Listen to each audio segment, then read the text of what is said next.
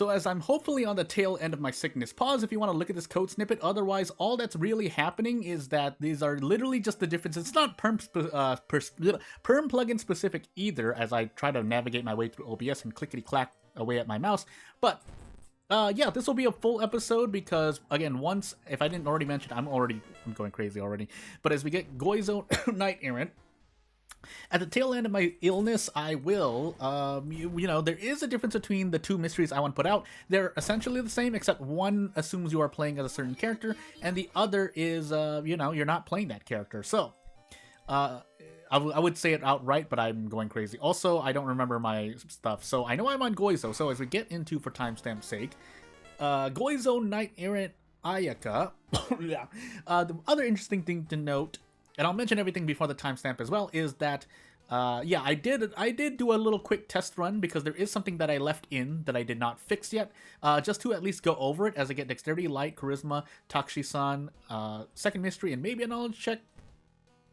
But yeah, aside from that, just going through this episode to at least go through the motions of going through the second version of the mystery, again, which is if you're not playing as a certain character. I didn't fill the empty bottle, I forgot.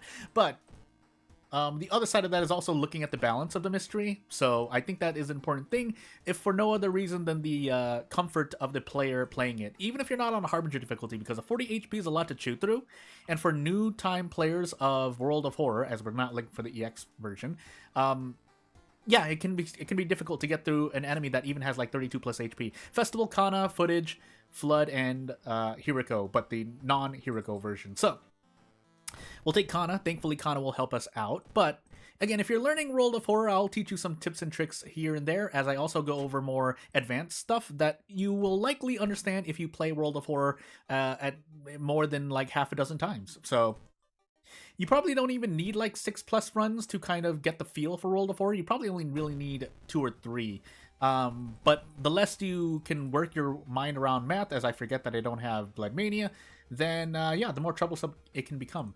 That being said, do we still actually want to fight this? I think I do. So one thing to note is that I do try to do a real test run, and by test run I just mean like really just a test run. I just do one full playthrough of a mystery or run, whatever the two fits. Nice 90%, by the way. But what's interesting is that I actually ran into something I never even saw before. So I'm sure, I mean, I'm pretty sure I was aware that it existed for Ayaka specifically, but I just never ran into it, which made me wonder if it was a perm plugin specific thing or something else, or a status effect that is in the game but is not given pretty much anywhere in the base game, if that makes any sense. For those that don't understand, I'll try to explain it right here as we're autopiloting here. There are things in World of Horror, allies, items, status effects, curses, spells, so on and so forth, that are not in the base, well, that are not given to you by the game in this version, but you can give it to a character in some way, shape, or form through custom content. An example of this is a certain ally called, I think, Masako. That ally never appears, and for good reason. Most of the things that are not in the game at the moment are not, let's just say, gameplay balanced, if that makes any sense. So Masako specifically, I forgot what her exact effect is, but she's an example of an ally specifically that you can't get anywhere in the base game, but if you are working with custom characters or you know how to make custom content, you can give her to your run, basically, a run. So that's one example. Another example are spells that are pretty much going to be imbalanced or broken in some way, shape, or form, which is why I think for the most part they're not in the game, but you can give it to a character anyway. I think one of them actually nearly works as intended, but as I forget that I don't have Blood Mania yet. In fact, we'll take Hiriko now. But yeah, it worked for the most part. It works, but obviously, if to most players, or to a player who's new to World of Horror, they will not. They will run into the bugs of these spells specifically. So, shrug. In this case, yeah, we're just gonna check the History Club if I'm not gonna get up. I mean, I might level up before the end of the... No, that's right. Actually, no, I have... Yeah, let's get rid of Mind Wipe. So, I don't want to lose 3 reason, so we'll use this free spell removal. Those don't stack, by the way, so it is kind of important. I would like an extra point of strength, but we're Ayaka, so we shouldn't really need it. Yeah, I don't think I'm going to level up before the end of this mystery, so we're going to History Club for Blood Mania. To those who don't know what I'm doing, if you're new to World of Horror, you won't have the History Club yet, as we grab the Gruesome Totem here. But on the other side of that is that when you have the History Club, the bottommost choice is a perk, period. And so what you're doing looking for it, I mean, we'll take Eldritch Possession too, but we'll do a couple more rolls, is that you can get any perk that would be given to you on a level up for that run. I'm using those words very specifically because if you are on an all perk run, every single perk can literally be rolled in there, which I think, and because it's only perks that can be given on an all perk run, that actually removes Toshiaki and I think also Ayaka's perks, even though you're playing as one of the two characters. So that's why it's important to note what can appear in the History Club or level up if you're working on an all perk run specifically. But again, that's something else to think about while you are going through the game, and that's pretty much going to be your big base World of Horror tip for today. And your base definition for the day is, when I say base World of Horror on this channel, I mean playing without any custom content. Period. So, yeah.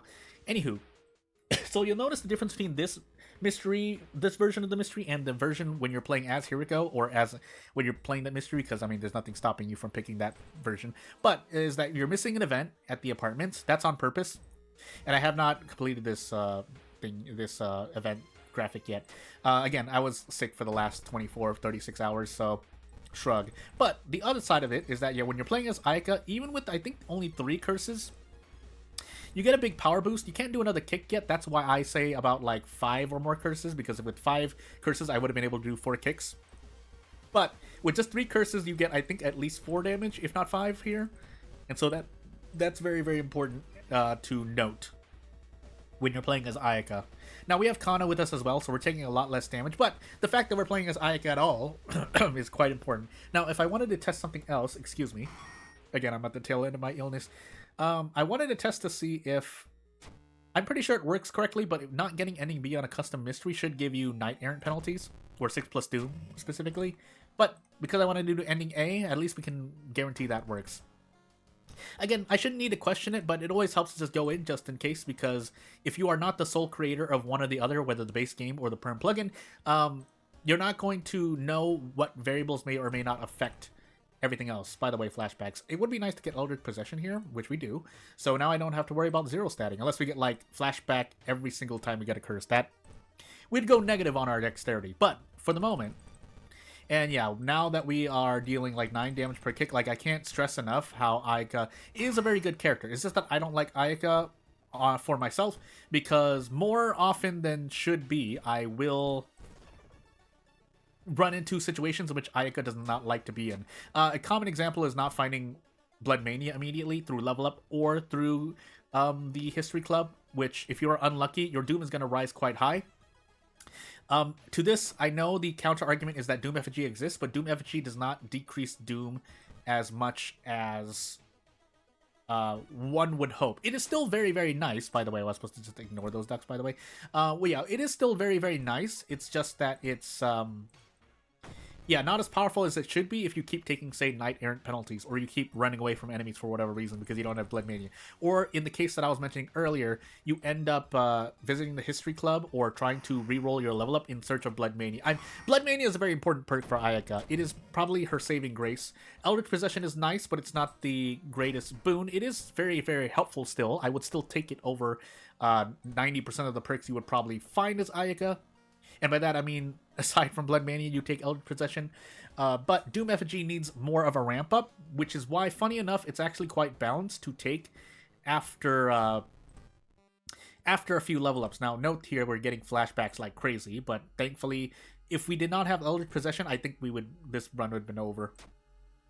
So, as we continue onward. Now, Doom FG would be nice here if we can get it, but no. So, I'm not going to reroll a level up. That's going to put me pretty much at... well, we'll still go negative on Doom. You know what? Let's just do it just to see. Now, if you don't get Doom FG, we're just going to prove the point here. And 72% Doom, we could still survive. This is definitely survivable Doom, especially since we're in Festival. But, yeah, it's not the greatest position to be in. Keep in mind, we're also using the Gruesome Totem, so we would be at a higher Doom level, Doom percentage, if we did not have the Gruesome Totem. But, again, let's just see. Keep an eye. So I have about 8 curses right now. Keep an eye on how much my Doom will decrease at the end of this mystery, is all I'm trying to say. So, with the power of Eldritch Curses, we are very, very powerful. The other side of that is that, yeah, we're just taking other damage elsewhere. And you'll notice with Eldritch Possession, the other quote-unquote downside of Eldritch Possession is that, yes, it increases your stats, but when everything rolls 10s, 11s, and 12s, we get another stack of flashbacks just to prove the point. Yeah, if we got a 4th one there, that would have just made my day. Now, I wouldn't have immediately forced quit out of this video, but, you know, again, this is still perfectly survivable Doom.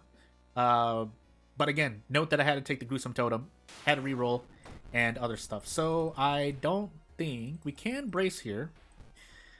We take less Doom here than we would just running away, because we can 2-shot this enemy with brace. Again, small little tip.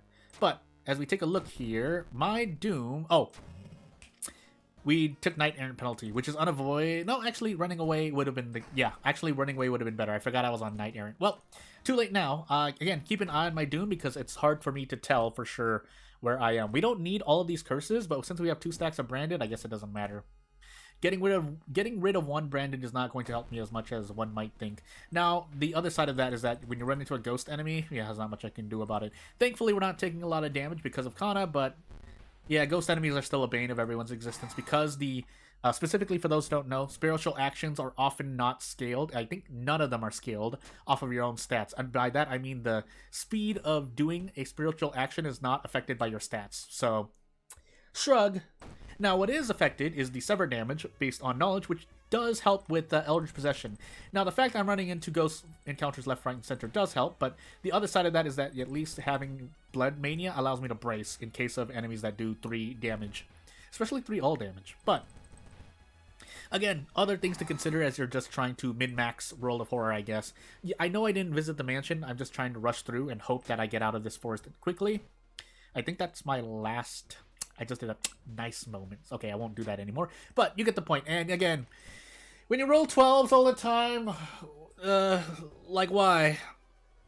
We'll take a... Oh, nope, I did the wrong thing. So now we're just going to take damage. But yeah. So, and keep in mind here that since we have Knight Errant penalty, yeah, I have like 10 curses. I'm probably not even going to go... Doom is probably not even going to decrease if I can even get out of this mystery in time. But again, I was pushing my luck, so yeah, I did that to myself. But the other side of that is really quickly before the run ends here is that I did on level up reroll twice. When you reroll, you are essentially lowering the effectiveness of Doom Effigy because again, the Doom that gets decreased is offset by the Doom that increases when you reroll here. So that's why Doom Effigy is kind of it's a nice little cherry on top, but it's certainly not my first go-to pick. So, as the run ends, I guess I will see you when I see you. At least we got past the custom mystery. Ah!